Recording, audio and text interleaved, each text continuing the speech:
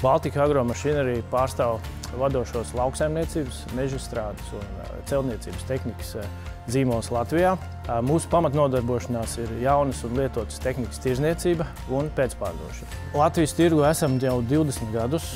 Kopš 2020. gada esam Danish Agro grupas sastāvā, un šī konkrētā Jelgavas noliktava ir rezervdaļu noliktava, kas kalpo arī kā centrālā noliktava Baltijas valstī. Izvēloties ieguldījumu Schäfer Logimat vertikālo liftu sistēmā, mūsu galvenais mērķis bija palielināt noliktavas ietilpības jaudu un kapacitāti. Kā arī otrs, nemazāk svarīgs uzdevums bija uzlabot procesus, tos daļēji automatizējot, mazinot manuālo darba procesu, ko mēs tālāk varam izmantot citās noliktavas funkcijās.